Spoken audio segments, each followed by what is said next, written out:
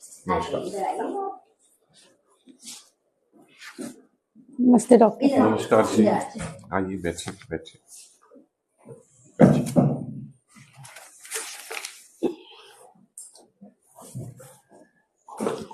जी, काफी जगह दिखाया जा चुका है। आजकल इलाज क्या चल रहा है आपकी प्रॉब्लम का? मेरा इलाज कोई नहीं, बस मैं ये दवा ले रही हूँ। हाँ।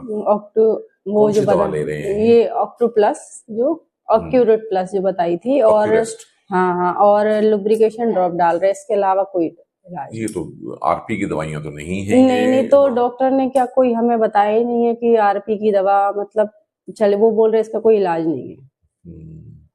ये वाली बात सुनते सुनते हम बहुत परेशान हो गए हैं कि हर मरीज जो हमारे पास आता है वो यही कहता है कि मुझे, जब ऐसी तो मेरे फादर को भी ये प्रॉब्लम थी। हाँ। मेरी एक बड़ी सिस्टर को भी कुछ है। नहीं हो सकता होता।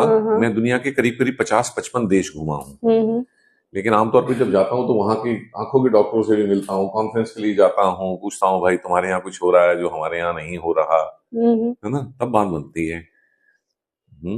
हाँ, लेकिन कुछ कुछ आरपी का बहुत अच्छा ट्रीटमेंट अवेलेबल है, कुछ कुछ आरपी का थोड़ा अच्छा है, कुछ कुछ आरपी का बहुत ही थोड़ा है। फिर पेशेंट डॉक्टरों के ये कहने पे कि इसका कोई इलाज नहीं है, कभी कभी 10-10 साल घर पे ही रहते हैं कि डॉक्टर ने एक बार बोल दिया तो घर पे फिर लेट आते हैं हमारे पास। आज से मैंने 25-30 साल पहले दिखाया था सीतापुर में। वहाँ डॉक्टर ने भी यही बोला था कि इसका कोई इलाज नहीं है। कब? 25 साल पहले? 25 से 30 साल हो रहा है, क्योंकि तब मेरी शादी नहीं हुई थी, मैं 21 ईयर्स की थी। तब है ना, डॉक्टर ने बोला कि इनकी शादी मत करो, क्योंकि आगे बच्चों को भी यही प्रॉब्लम होगी, इनकी शादी मत करो। हाँ, उन्होंने यही बोला था मेरे भाई से, और उन्होंने मेरे को ल्यूटिविट टैबलेट दी थी कि ये इसको खिलाओ। ये कहना चाहिए था उस समय पे कि इनकी शादी जिनसे भी करो उनका जेनेटिक टेस्ट करवा लेना, वो इस बीमारी के पेशेंट या कैरियर ना हो। समझ रहे हैं? हाँ। तो फिर आपकी अगली पीढ़ी में किसी को भी आरपी नहीं होगी। मेरी 2 बेटियों को है, एक बेटे को नहीं है। बड़ी क्योंकि उन्होंने आपको गाइड नहीं किया कि शादी से पहले, हाँ। यदि आप मेरे पास आए होते तो मैं आपसे कहता कि जिनसे शादी करने लगे हैं उनका जेनेटिक टेस्ट कराइए, और फिर मैं आपको मना करता इनसे शादी करने के लिए। तो क्या सर क्या इनके, मतलब मेरी 2 बेटियों को है, तो क्या ये भी कैरियर है उसकी? आपको डिजीज है? हाँ, मुझे डिजीज है। आपको डिजीज नहीं है ना? नहीं है। तो आपके हस्बैंड को डिजीज नहीं है। हाँ। आपके बच्चों को ये बीमारी तभी हो सकती है, 2 कंडीशन है। हाँ। एक कंडीशन की आपकी बीमारी ऑटोसोमल डोमिनेंट हो। हाँ, मेरे फादर को थी। तो एक तरीका नहीं, वो ऐसे नहीं पता लगा सकता। अच्छा, मैं थ्योरी बता रहा हूँ। हाँ। ऑटोसोमल डोमिनेंट हो तो किसी एक पेरेंट के बीमार होने से बच्चों में बीमारी आ जाती है। हाँ। लेकिन ऑटोसोमल डोमिनेंट रेटिनाइटिस पिगमेंटोसा में जितने भी पेशेंट्स होते हैं उनमें से सिर्फ 10% होते हैं। अच्छा। 90% पेशेंट जो होते हैं वो ऑटोसोमल रिसेसिव होते हैं। उसमें एक पेशेंट के एक कैरियर या पेशेंट से शादी करने पे ही बच्चों को। अच्छा। तो अब क्योंकि अब तक आपका जेनेटिक टेस्ट हुआ ही नहीं, ठीक, तो अब आपकी जेनेटिक रिपोर्ट हम आपको 2 तरह में से बता ही देते हैं क्या आएगी। अच्छा। या तो, और हम दोनों की कराएंगे, इनका भी कराएंगे जेनेटिक टेस्ट, ठीक, आप ऑटोसोमल डोमिनेंट निकले और ये नॉर्मल निकले, ठीक है, तो आपकी बच्चियों को क्यों आ गया हमें समझ में आ गया। ऑटोसोमल डोमिनेंट एक ही पेरेंट से, और मेरे बेटे को नहीं है। हाँ, सभी को नहीं जाता। हाँ। 50% बच्चों, और वो जो 50% हम बोलते हैं वो भी संभावना है। अच्छा। कभी कभी ऐसा होता है जिसमें 50% संभावना होती है, 4 में से एक भी बच्चे को नहीं होता। अब मेरे भाई है, कभी चारों को होता है। मेरा छोटा भाई है, उसको प्रॉब्लम है, लेकिन उसके दोनों बच्चं को नहीं है जी। लेकिन इसमें तो ये तो जो होता आ रहा है, चांस की बात, आपके भाई ने ऐसे शादी की ना, कोई जांच वांच कोई नहीं करा लेते तो क्या हर्ष था, मतलब पता लग गया ना कि हाँ हो गया। आपके केस में तो कर नहीं लगा ना? नहीं, मेरे केस में नहीं लगा। वो हम यही सोचते हैं। हाँ। मेरी दीदी है, उनको है, उनके भी दोनों बेटों को है, और मेरी भी दोनों बेटियों को है, पर भाई के एक भी बच्चों को नहीं है। तो चांसेस है कि आपका ऑटोसोमल डोमिनेंट नहीं होगा।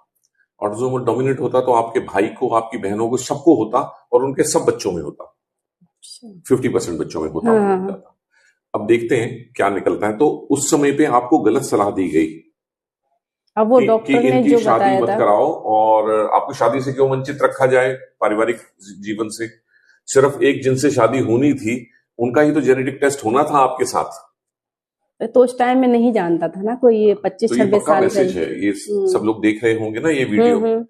अपनी धार्मिक कुंडलियां मिलाइए शादी से पहले, एक जेनेटिक कुंडली भी मिलवा लीजिए। हाँ, वो तो अब क्या है, न्यू जनरेशन है तो अब जानने लगे लोग। धार्मिक कुंडली तो आपने भी मिलवाई होगी। हाँ, धार्मिक कुंडली तो हमारी मिली थी। दोनों बच्चों को हो गया ना? हाँ, बच्चों को तो है। कुंडली में नहीं लिखा था ना? नहीं, आपकी जेनेटिक कुंडली में लिखा होता। हाँ, जेनेटिक में तो होता कि आपके बच्चों को होता यार। ये तो अभी हम जब से यूट्यूब का वीडियो देखने लगे तब से हम जाने लगे थोड़ी सी। हाँ, अब तो आप समझते होंगे। हाँ जी, लगाइए। और खास तौर पे जिस परिवार में भाइयों बहनों सब में आपके पिता को थी, हाँ, मेरे पापा को थी, तो दूसरी जनरेशन को ये नहीं भुगतना चाहिए। मेरे ये 2 भाई है ना, हाँ, और उनको नहीं है, उनके बच्चों को भी नहीं है। आपके फादर को थी ना, तो आपको जिंदगी में हर डॉक्टर के पास जाते हुए ये एडवांटेज मिलनी चाहिए थी कि अब आपकी अगली जनरेशन में नहीं हुई। आपकी बेटियों को जो हुई है आरपी, वो डॉक्टरों की लेथार्जी की वजह से हुई। अगर ये मुझे प्रॉब्लम थी, अब मेरे हस्बैंड में नहीं होते इसके, वो जो तो कोई भी बच्चा आपका इस बीमारी से नहीं होता। नहीं होता। अच्छा, मेरे को तब भी नहीं होता। करेक्ट होने के लिए कह रहा हूँ। अच्छा। जैसे मैंने बताया 10% अगर आप ऑटोसोमल डोमिनेंट वाले हैं तो एक पेरेंट से भी बच्चों को जा सकती है। अच्छा। उसके चांसेस 10%। अच्छा। बाकी तो 90% हो गए ना लोग, तो 90% लोगों के बच्चों को तो होने से बचा सकते हैं। अच्छा, मतलब हस्बैंड में इसका वो कैरियर ना हो तो सवाल ही नहीं। तो ऑटोसोमल डोमिनेंट रिसेसिव में जो 90% पेशेंट में होती हैं, अगर हस्बैंड में ना हो कैरियर, तो बच्चे सिर्फ कैरियर हो सकते हैं। हाँ, पर होगी नहीं बच्चों को, बीमारी नहीं होगी। अच्छा, अब ये वाली बात कितनी वो हर कोई नहीं समझता और कितनी जरूरी है। हाँ, वो तो है। और अगर एक बीमारी को काबू करने के लिए यही सब समझना जरूरी है तो समझ लेना चाहिए, डॉक्टरों को समझ लेना चाहिए और पेशेंट को समझा देना चाहिए।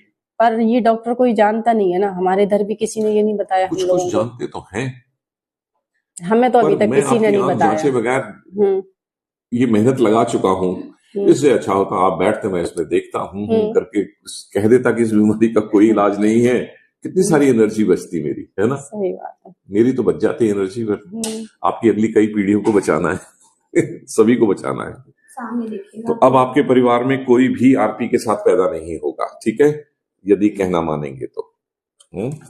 ना ही आपकी बेटियों के आगे जब शादी होगी तो उनके बच्चों में कभी भी आरपी होगा। एक डॉक्टर को तो ये रिस्पॉन्सिबिलिटी ले ही लेनी चाहिए ना, जिसके पास आप जाते हैं। Okay sir, thank you doctor. ठीक है, हाँ जी, ये सब शब्द हैं। अब जब प्रोसेस शुरू होगी, जब पहला गैजेट आएगा, जब आप दवाई खाएंगे, जब आप ये करेंगे, तब इन शब्दों का मीनिंग पता चलेगा। Okay sir, thank you.